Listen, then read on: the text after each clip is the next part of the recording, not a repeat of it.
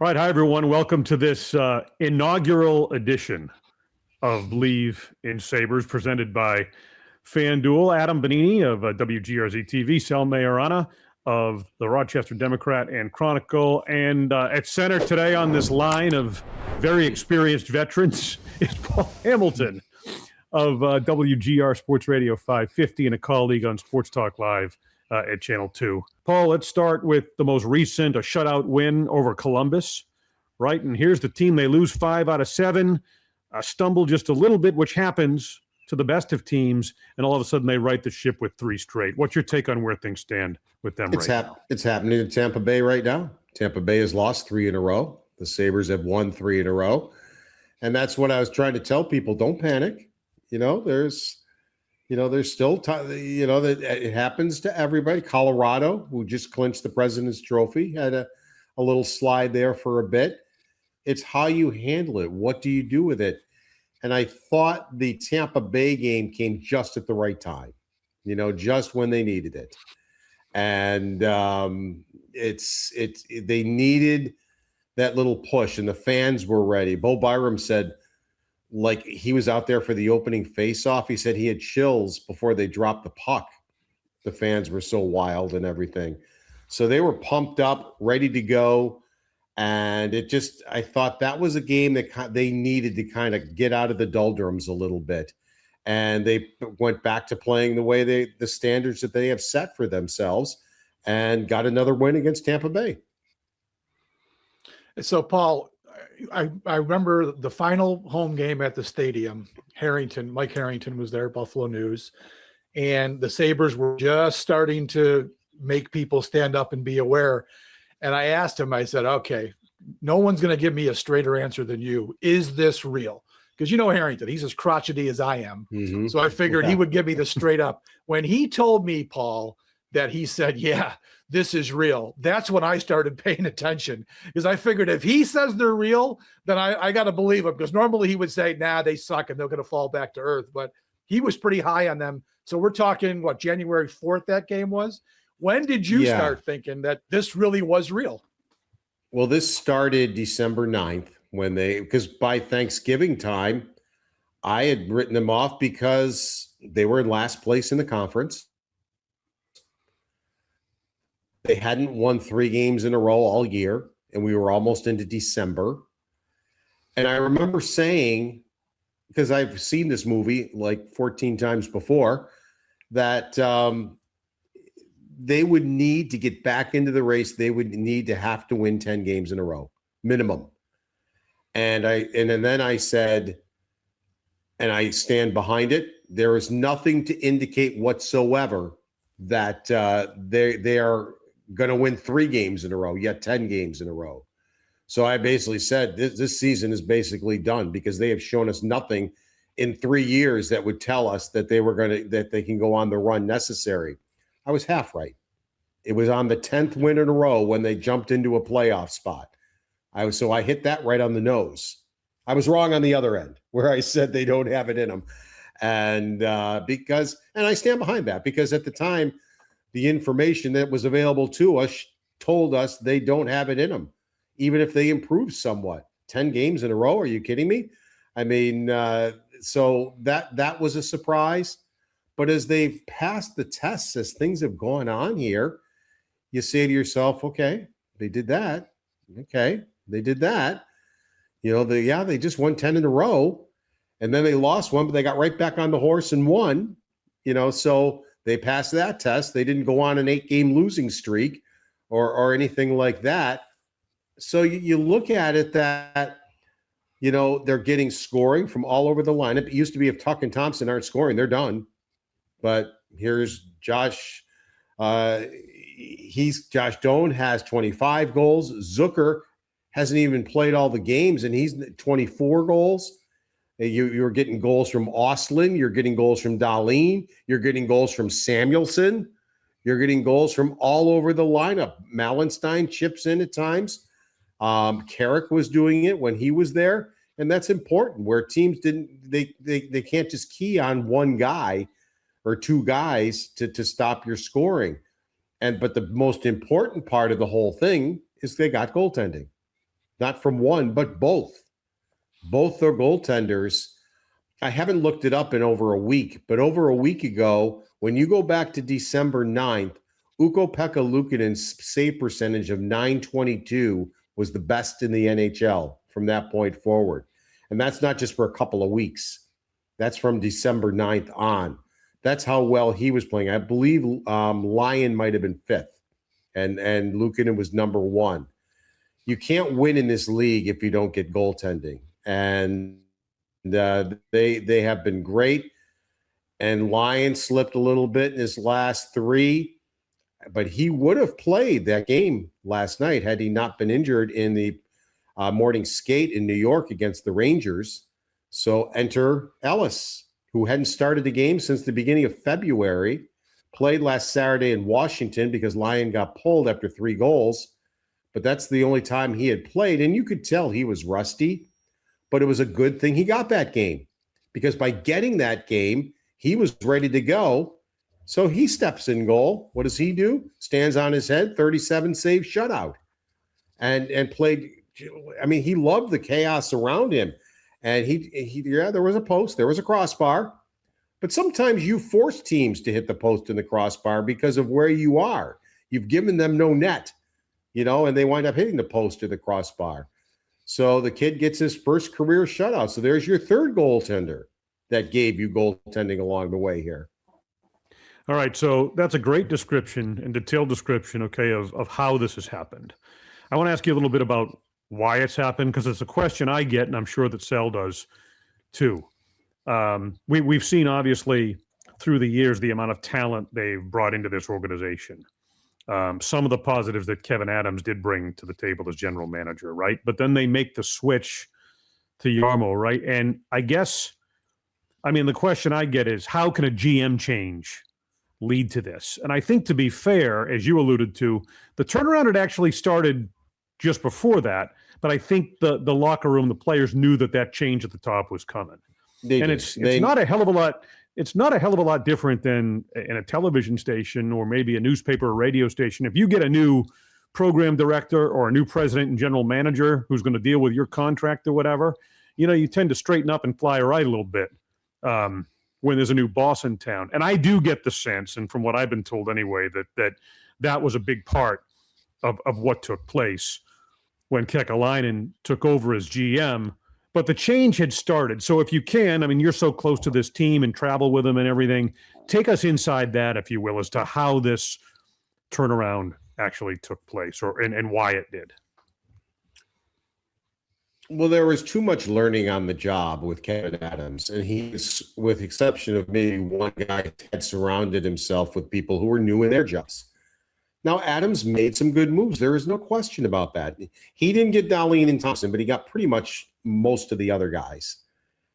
It wasn't what he did. For me, it's what he didn't do. He, in the off season, had pretty good off seasons. Zucker was a fantastic free agent signing for them. But when they lost 13 games in a row, well, the NHL will call it a winless streak, which I guess it is, but it was 0-10-3. Nothing. He didn't even wave anybody. He didn't even call somebody up from Rochester. Nothing. He just let the team hang. And there was no end in sight to it. And that ruined their season. 13 out of 82 games and season. Because if you take the season before that, they were playing on a playoff pace. If you take the season after that, they were pretty much playing on a playoff pace. So 13 out of 82 games is what killed you.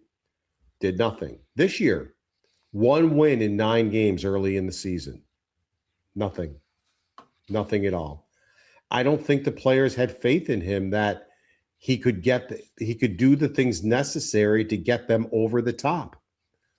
I just don't feel that they had the confidence and that all changed when, you bring in a GM who's been a GM for over 10 years, and he brings in a guy to help him who's been a GM for over 10 years in Bergeron, and it all changes. And he comes in, no nonsense, coming into the locker room. He's a no-nonsense guy. He's not worried about what the media is saying. He's not worried about all that stuff. Kevin Adams worried about that too much. He had rabbit ears when it came to that kind of stuff, and it bothered him, wondered where the media is getting their information and all that. Kekalainen couldn't care less what the three of us are sitting here saying or whatever. Right. He's got other fish to fry. And that's the way you got to be. And he just basically, paraphrasing here, came into the locker room and said, guys, because he, as you all know, but if a listener doesn't know, he was here as an advisor since May. So he'd been around the organization. And he said, guys, I love the talent in this room. I think you're a good group. He said, what I don't like is you have too many games where you're the better team and you don't act like it. You don't play hard. You don't have the intensity. He goes, that ends today. And he left. And their jaws dropped. It's like, okay. I think, as Mike likes to put it, we have adults in the room now, and it just opened their eyes.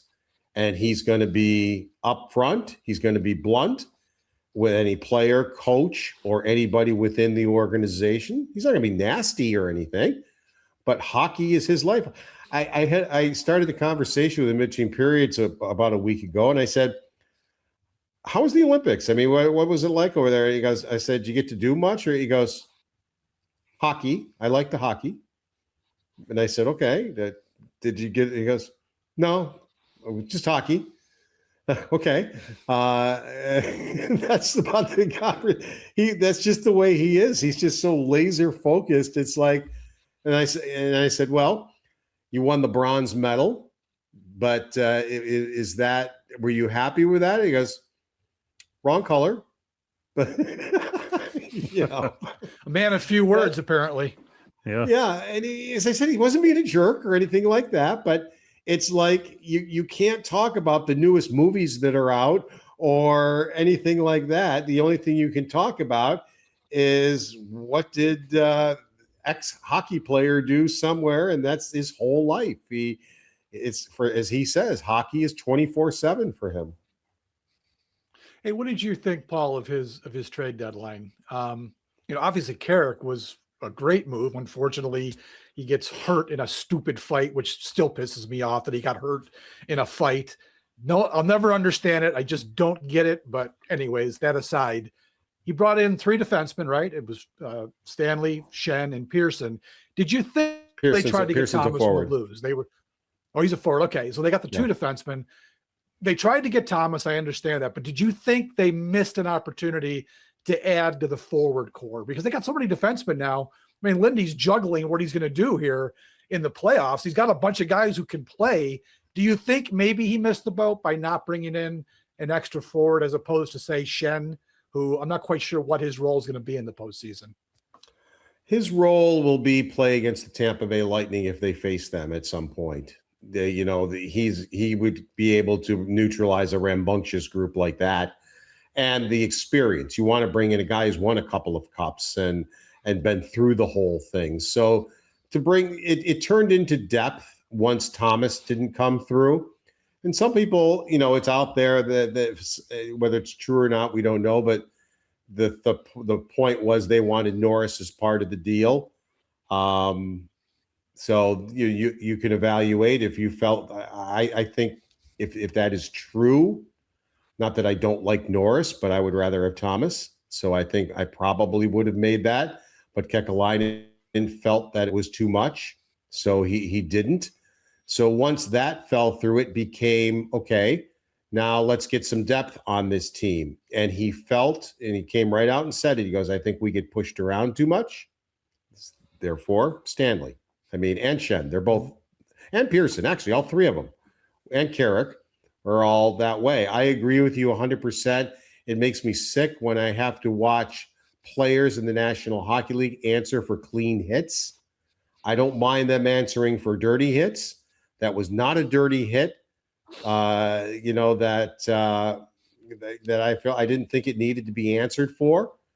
And it was just bad circumstance. And he wound up getting himself injured because, he was in his mind standing up for a teammate, which he was, but it wasn't a mean, dirty type of a hit from a guy who's not known as a dirty player. I just don't think it was needed at the time, but that's how the NHL rolls. You hit somebody and you hit them hard, we're going to have a fight. Okay, if you insist. Yeah. But, something like now they can't win faceoffs again. And Carrick is a key, he's a 55, 56% faceoff guy. They're lucky if they win 45% of their faceoffs now. And you can talk about how the power plays went. Well, the 2 5-on-3s they've had the past week, they lost the faceoff right away and the puck's down the ice. Well, you only had 30 some odd seconds on one and 50 odd seconds in the other. You lose the faceoff, you basically have ended your 5-on-3. So I agree that was a fight that wasn't needed at the time. But once Thomas fell through, I understood he wanted to get bigger. He's done that with Stanley. Stanley isn't what a lot of people were making him out to be. They made him out to be that he's just some brute that's going to be putting people through the back wall and being in fights 9 times a game. I haven't seen that. As a matter of fact, Lindy Ruff talked about how he wants him to be a little more aggressive, use his strength and his toughness when he's defending. He wants to see more of it. So I don't know if the Sabres got what a lot of fans wanted them to get out of that, but they certainly, they did get bigger. And do other teams maybe hesitate if he's on the ice? I don't know. I don't know if I've seen that or not. Quite honestly, when scrums start, he seems to be on the outside quite often, not in the middle of it. So I don't know if they missed the boat at forward. I mean, right now you look at the way Norris is playing with Benson and Doan. That line has been excellent. They really have seemed to click very, very well. And when Ostlund comes back, that was his line. So then I say to myself, and Lindy Ruff loves Ostlund. He really is a smart player offensively and defensively. He compliments him all the time, rightfully so. And when Ostlund comes back, that's his line. So I thought, all right, you got to get Ostlund back into the picture. But, all right, Kozak, I guess, comes out. But do you want Ostlund playing with Malenstein and Greenway? Is that a good use of him? So, and that's a good problem to have, I suppose. So, no, I don't think they missed. I think they wanted Thomas. I think that would have been an excellent trade for them if they were able to pull it off. Once they didn't, I wouldn't just go get a guy to get a guy. They went and got Carrick for a reason, basically for faceoffs, and he can play very well with the Malensteins of the world and the Greenways of the world and fit right in, and he did. And actually, he brought scoring with him. He had scored 4 goals in 60 games with the Rangers. He scored more than 4 goals already with the Sabres, and with the way he played. And so I would say, no, I don't think they missed the boat there, unless you say they should have made the trade, sucked it up and made the trade for Thomas. So now looking ahead, right? The other question is, what's this team really capable of? Now that the playoff drought is over, what can they do when they get to the postseason? We've talked on Sports Talk Live, and I certainly agree. I mean, one of the more impressive, they're getting the goaltending, 1. 2, and as important, the way they can adapt their game, right? They can play that river hockey wide open style and succeed in a shootout, and they can also lock things down. They've shown that. Right, they're much better in terms of defensive zone. I think the outlet passes from the defenseman up through the neutral zone to the forwards or whatever, their transition game is better than it's been in years here. And I think that's important, how quickly they can transition from a defensive mode to an offensive mode. But we all know that the Cup tends to be a process, right? Like you get there and there's so many that they've brought in experience, as you've alluded to, but there's a lot of players that haven't been there and where this organization hasn't been in so long. So I guess my question to you is, what are they capable of when they get to the postseason? Realistically, when you look at this team, how they're composed now, what they're doing, what they're bringing to the table, when they get into the playoffs, where we know that intensity level goes up more than just a couple of notches. Well, we know Thompson can handle it. He's played on 2 gold medal teams recently for Team USA, so he has proven that he can handle the pressures of that type of situation. Dahlin has played in the Olympics. I thought he played pretty well, quite honestly, in the Olympics, but he's never won anything, which annoys the heck out of him. He's brought that many times. So I guess we've seen how he reacts on Olympic ice. I would not expect him to have a problem with the pressure of the playoffs or anything like that. Bo Byram won a Stanley Cup as a rookie. Before the St. Louis Blues, I would have said, no, there's really no chance they can win a cup because it is a process. John Muckler told us that. I mean, you brought it up, that, the playoffs are a process. And but look at what the St. Louis Blues did. They were in worse shape than the Sabres were. They were in last place in the NHL in January. Called up Binnington, and next thing you know, they win the Stanley Cup that year. That had never been done. So I guess I always say never. I mean, if they can carry over the way they've been playing since December, they got as good a chance as any to keep advancing.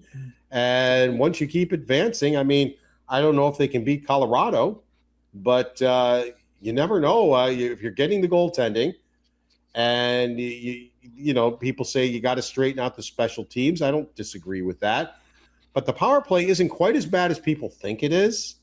The power play has been, for the most part, around the middle all year, 16th.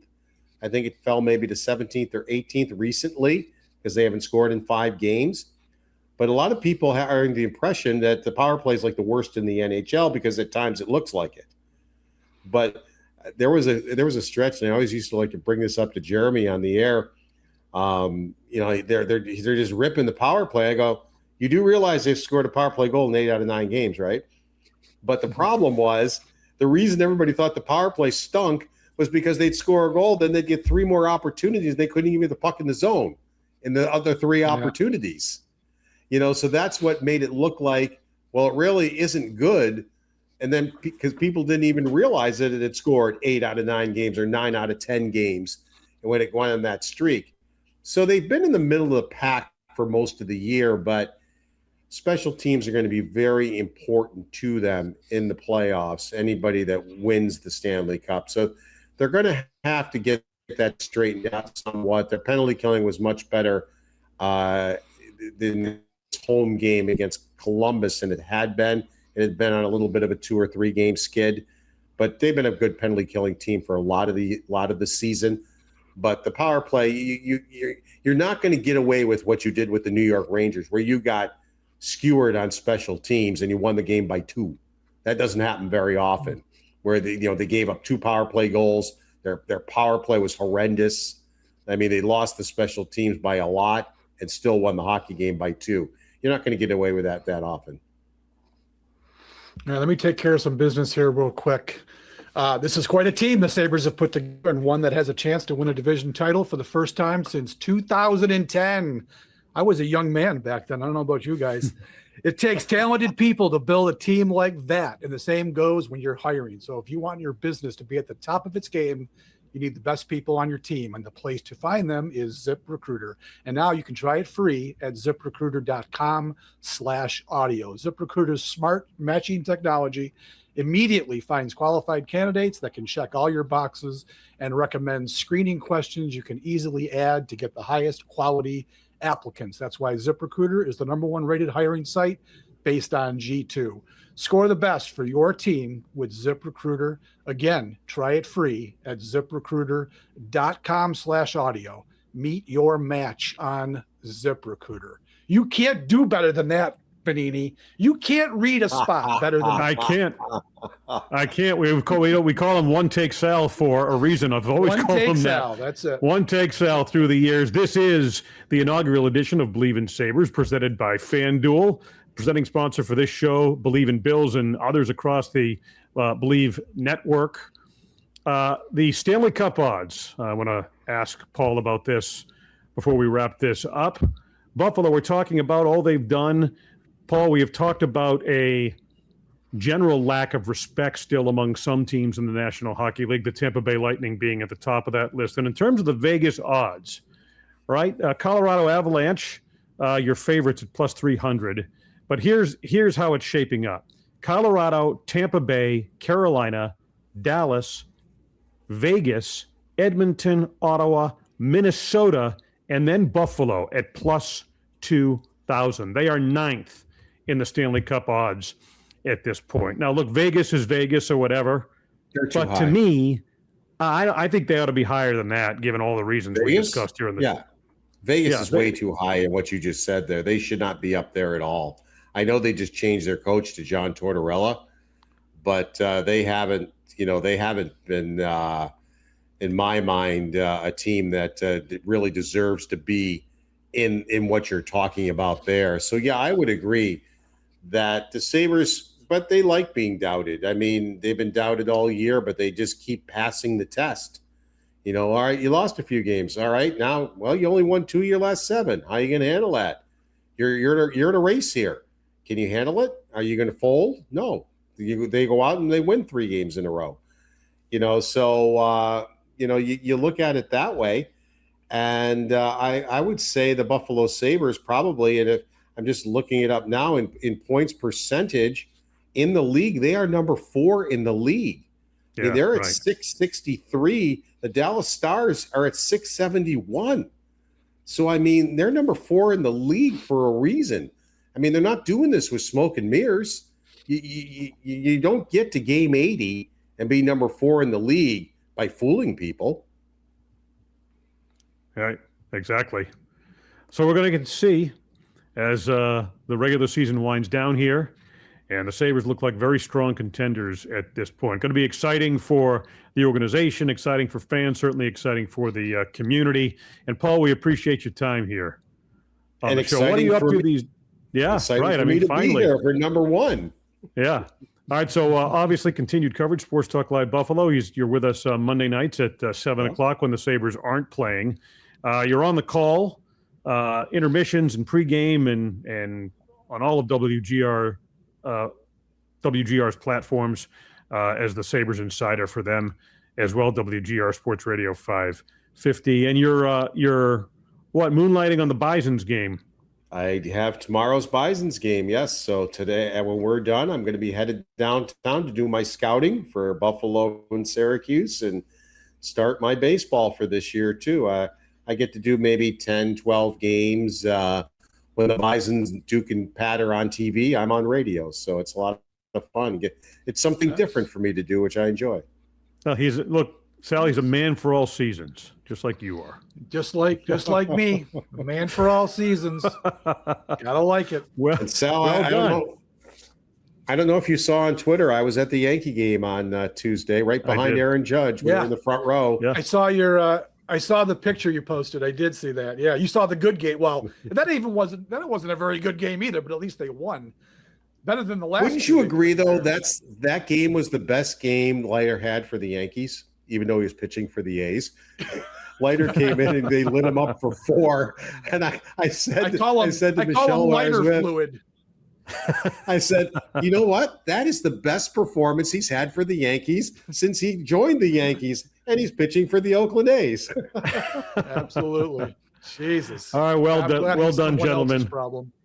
Look, it's obvious that a little bit of hockey's been covered through the years listening to this podcast. So great input, great insight, Paul. Really appreciate it. And as the playoffs continue, we'll look forward to having you on occasionally here. We're going to probably be doing these at least once a week. So, and obviously the performance of the team merits it. So thanks very much to the both of you. Thanks to all of you for listening or are watching on YouTube. This is Believe in Sabres for Sal Majorana and Paul Hamilton. I'm Adam Benini of WGRZ-TV, Sports Talk Live Buffalo. Thanks for being with us here on the Believe Network. Believe in Sabres, presented by FanDuel.